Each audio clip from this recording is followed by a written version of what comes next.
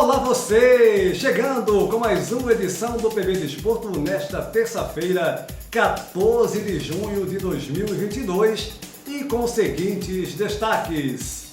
Nadando de braçada, Palmeiras volta a liderar Campeonato Brasileiro e não vê adversários na luta pela competição. 63.600 torcedores. Vasco tem terceiro maior público do ano na vitória de 1-0 diante do Cruzeiro e a diretoria anunciando um novo treinador. Maurício Souza, 48 anos, ex-treinador do Sub-20 do Flamengo. Mais do mesmo, comportamento de medalhões contra o Internacional mostra que Fla precisa de mudança radical para salvar o ano. No bate-papo do PB Desporto, Jorge Moraes em Maceió, Alagoas e Antônio Manuel Góes, no Rio de Janeiro, analisam a supremacia do Palmeiras, como também o atual momento do Vasco da Gama, à espera da confirmação de se tornar SAF. Isso e muito mais nessa edição do PB Desporto e, claro, iremos destacar também as notícias aqui da Europa, Portugal perdendo para a Suíça no quarto compromisso da Liga das Nações e muito mais. Fiquem ligados. Antes de mais nada, convidando você para se inscrever no nosso canal, deixar o seu like e compartilhar os nossos vídeos em suas redes sociais. E o Sporting anunciando, quer dizer, viralizando nas redes sociais a possível nova camisola, como dizem aqui em Portugal, do Sporting. O clube que foi o campeão português da penúltima temporada, vice-campeão nessa temporada 2021-2022, quando o Porto sagrou-se campeão, e viralizou nas redes sociais as imagens que o nosso Antero está disponibilizando para vocês da nova camisola, né, como se fala aqui em Portugal, do Sporting, muito parecida inclusive com a atual camisa, né? Então essa possibilidade viralizando aí na internet da nova camisola, da bela camisa do Sporting. Mas vamos agora para o nosso bate-papo. Daqui a pouquinho, lembrando, tem muito mais assuntos na sequência do PB Desporto, porque agora é a hora do nosso bate-papo, eles já estão prontos. E eu vou direto a Maceió, Alagoas, aqui de Ganda, da região do Porto, Portugal, para Maceió, Alagoas. É contigo, Jorge Moraes. Eu começo com o primeiro assunto, que você analise essa situação, essa supremacia do Palmeiras, que voltou aí na última rodada a ser o líder do Campeonato Brasileiro. O Palmeiras sobrando, hein, Moraes? Um abraço. Olá, Antônio Júnior, um forte abraço para você, um abraço para o Antônio Manuel e para todo mundo que está ligado aqui no PB Desporto. No meu entendimento, o Palmeiras é um time que hoje está sobrando no futebol brasileiro. Não só pelo grupo de jogadores, mas pela comissão técnica, pelo domínio que tem o Abel Ferreira sobre o grupo, mais do que isso, o conhecimento que ele tem e a capacidade de tirar do jogador do Palmeiras o melhor que ele possa oferecer para o rendimento do time do Palmeiras dentro das competições que disputa, seja a Copa do Brasil, Copa Libertadores da América, Campeonato Brasileiro e hoje liderando o Campeonato Brasileiro, que é a divisão especial do nosso futebol. Agora, tem um detalhe que sobra no Palmeiras em relação aos outros clubes aqui do Brasil. É a estrutura e a organização da sua diretoria. O Palmeiras, me parece que tem uma diretoria que todo mundo decide junto, todo mundo trabalha junto nessa possibilidade de exatamente conseguir fazer com que o clube renda dentro de campo, fora de campo, enfim, é um conjunto de coisas que faz com que o time do Palmeiras sobre no futebol brasileiro em relação aos seus principais concorrentes. Quais são esses? O Flamengo, que tem a questão da sua diretoria de futebol que não se entende, e o Atlético Mineiro, que é um clube que já ganhou tudo e que esse ano vem numa situação mais complicada. É por isso que, de um modo geral, o time do Palmeiras sobra pela estrutura de direção, estrutura de gestão, a capacidade que tem o seu departamento de futebol e, claro, em especial, o trabalho do Abel Ferreira e a sua comissão técnica e o grupo de jogadores que tem. Por isso que vai ser muito difícil o Palmeiras ser batido nessa temporada do Júnior. Moraes, muitos podem perguntar, mas vocês estavam elogiando o Flamengo e o Atlético Mineiro, dizendo que estavam ali no mesmo nível, os três, né? Palmeiras, Flamengo e Atlético, apesar de um ano não muito favorável para o rubro-negro carioca, como também para o Galo Mineiro. Entretanto, o futebol é momento, como tudo.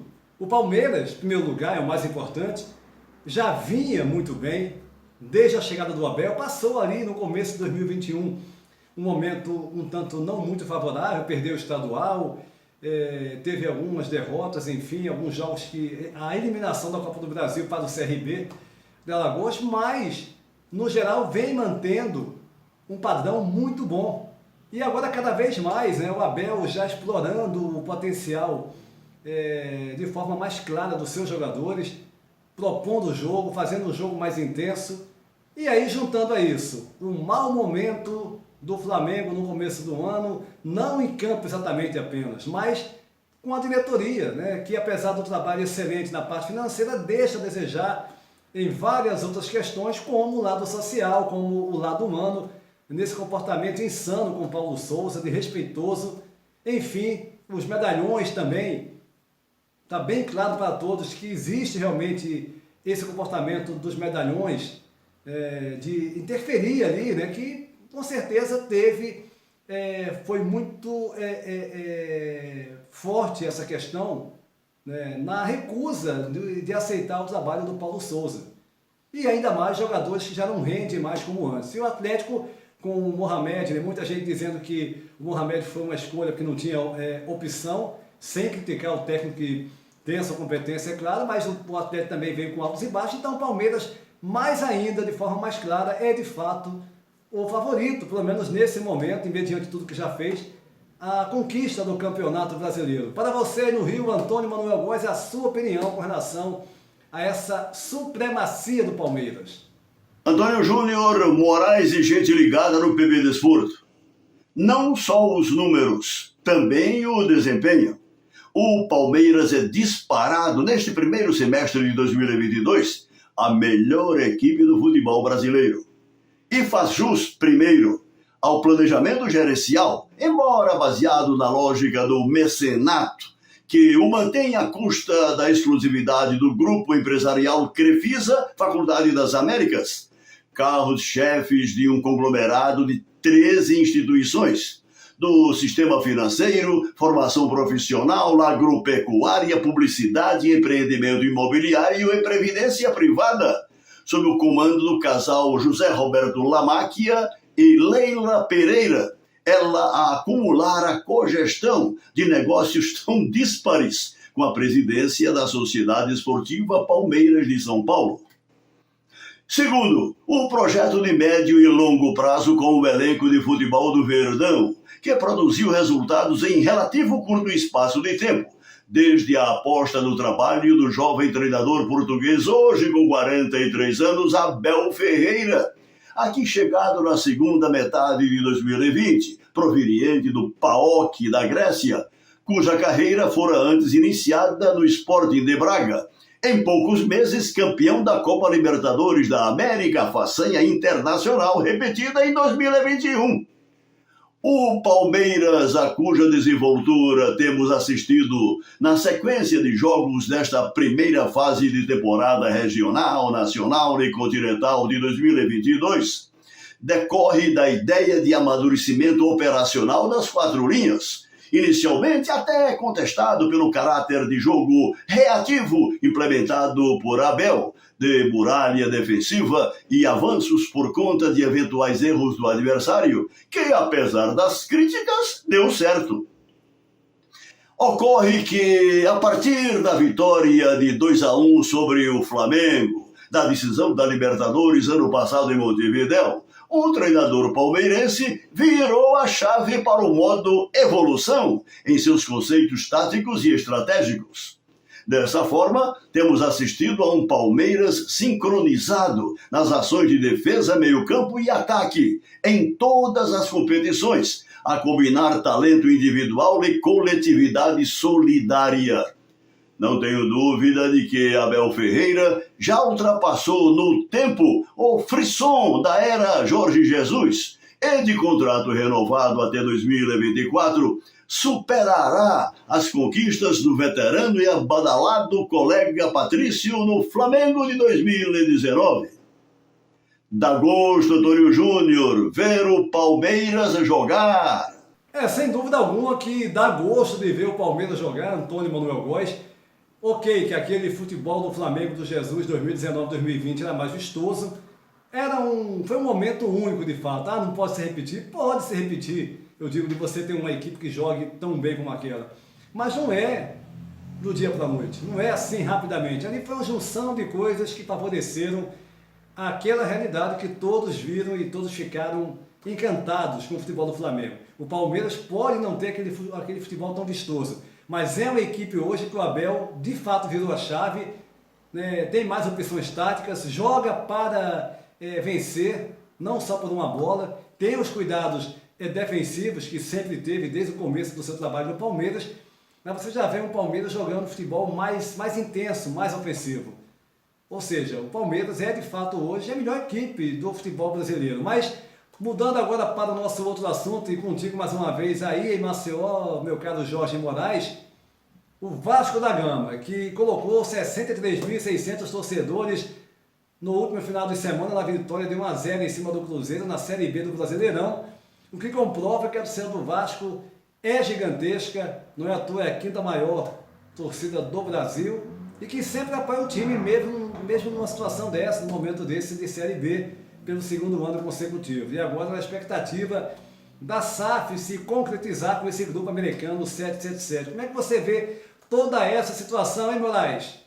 Sem dúvida nenhuma, Júnior. A temporada que o Vasco da Gama faz nesse ano de 2022 é uma temporada pensando em voltar à divisão especial. É uma temporada de acesso da Série B para a Série A. Ainda não se encerraram todos os problemas do time do Vasco da Gama na parte de gestão, na parte financeira. Está fazendo o fechamento exatamente dessa sociedade anônima no futebol. Mas diante disso, a gente já pode dizer que mesmo com os problemas financeiros, a diretoria do Vasco já vem fazendo um grande investimento na construção do seu centro de treinamento, já pronto, bonito, com qualidade e com capacidade para os profissionais trabalharem.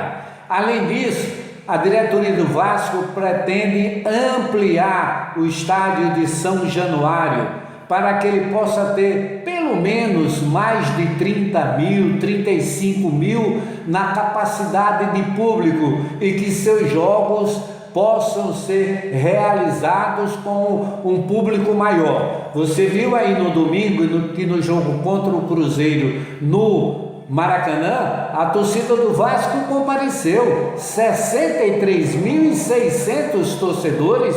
Eu acho que é um número extraordinário para mostrar a força da torcida e a força que tem o Vasco da Gama com o seu torcedor. Então, a gente sabe de tudo isso aí. Agora, claro que o Vasco da Gama é outro, pelo investimento já feito pela empresa 777, que vem fazendo um belo de um trabalho, fazendo aporte financeiro e adquirindo as dívidas do Vasco da Gama e trazendo dinheiro para investir no futebol. No momento, a diretoria age com os pés no chão e eu acho isso muito bom, porque o Vasco vai dar a volta por cima e com certeza volta à divisão especial em 2023 do futebol brasileiro, viu, Júnior?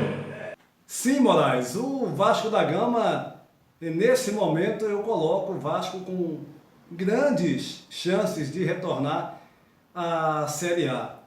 Pelo futebol que vem desenvolvendo, o Nenê sendo um jogador fundamental nessa equipe com a sua experiência, o seu talento, o seu futebol, enfim.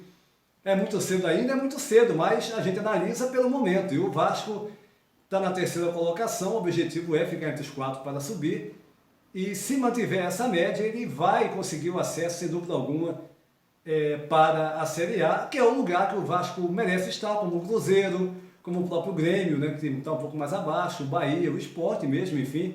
Claro que um deles vai dançar, né, porque são 4 vagas apenas, mas Vasco e Cruzeiro eu coloco como as 2 equipes aí, o Bahia também, né, com grandes chances de retornarem à Série A do Brasileirão. Para você no Rio, Antônio Manuel Góes, aliás, viralizou uma foto, nossa Antena Arcanjo está disponibilizando para vocês, de uma torcedora do Vasco, uma prova de amor, sem dúvida alguma.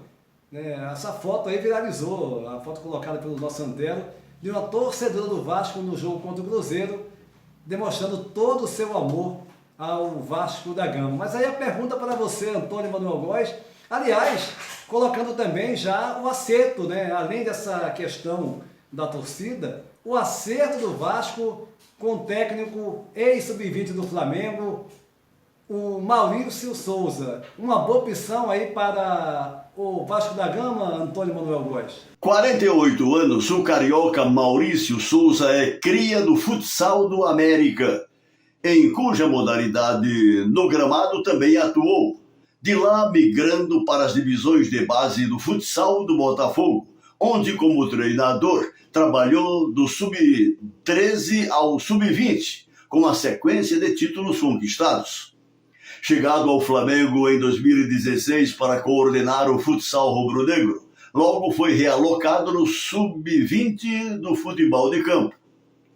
Seu desempenho o levou à condição de adjunto dos treinadores Maurício Barbieri em 2017 e Dorival Júnior em 2018, permanecendo na comissão permanente com Abel Braga, Jorge Jesus, Domenech Torrente, Rogério e Renato Gaúcho, a exercer a interinidade na equipe principal em alguns eventos, até ser demitido em janeiro deste ano. Maurício Souza é uma aposta do Vasco da Gama em um profissional da nova geração, de reconhecido sucesso nas categorias de base do histórico adversário, sob aval de profissionais que com ele conviveram no exercício de suas atividades.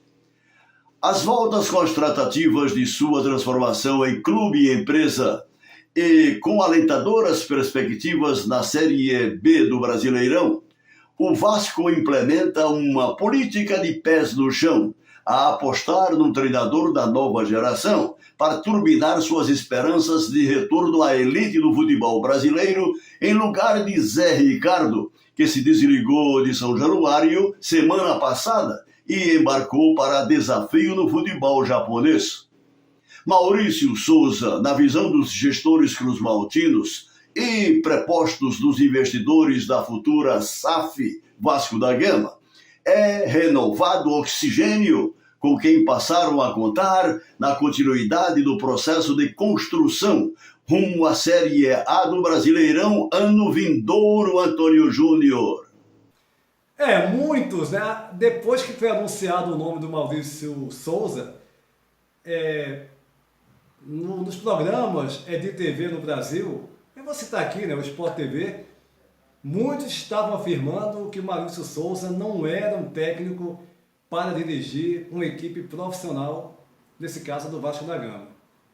Inclusive, teve gente também, o próprio Mauro César, dizendo que achava... Eu acho, quando você faz um comentário sobre um profissional dizendo que ele não sabe nada, que ele é muito fraco, além da deselegância, né, tem outros modos de você analisar o trabalho do profissional. Você está desqualificando totalmente esse profissional. Como é que você diz que o cara não sabe nada? É uma análise tão pobre. E quando você vê profissionais do meio do jornalismo, nossos colegas, falarem dessa forma, no mínimo você já fica com o pé atrás com relação ao comentário desses profissionais, né? Não é por aí que você analisa um profissional. Você pode falar que ele não tem experiência, que ele não é um técnico ainda preparado para vir comandar uma equipe de peso, né? Uma equipe profissional como é do Vasco da Gama, de grande torcida, mas desqualificar a ponto de falar que ele não sabe nada não tem o menor sentido e é uma falta de respeito total. Antônio Manuel Góes, no Rio de Janeiro, e Jorge Moraes, em Maceió, Alagoas, aqui no Bate-Papo do PB Desporto. E o Flamengo volta a campo nesta quarta-feira, 20 horas e 30 minutos, horário de Brasília, no Maracanã, meia-noite e 30, aqui em Portugal, quando vai para a 12ª partida do campeonato. Flamengo que tem 12 pontos apenas em 11 jogos, e agora, né, sobre o comando do técnico Dorival Júnior. Dorival, que na primeira partida com o Flamengo, viu o seu time perder para o Internacional por 3-1, jogando no Beira-Rio, e agravou mais a crise que já estava bem real ainda no final de trabalho do técnico português Paulo Sousa, que foi embora com a sua comissão, né, formada aí por preparadores físicos, auxiliares, enfim, Flamengo ficando sem esses profissionais e já em busca também de novos profissionais no mercado. No momento, além do Dorival Júnior como técnico, a comissão técnica formada por Lucas Silvestre, auxiliar, Pedro Sotero, outro auxiliar, Celso Rezende, preparador físico, William Costa, auxiliar emprestado da base do clube, Thiago Heller, preparador de goleiros, e o Bruno Borges, auxiliar emprestado também da base. O Flamengo está aí vendo o mercado para contratar profissionais e o Dorival Júnior seguir o seu trabalho à frente do Flamengo.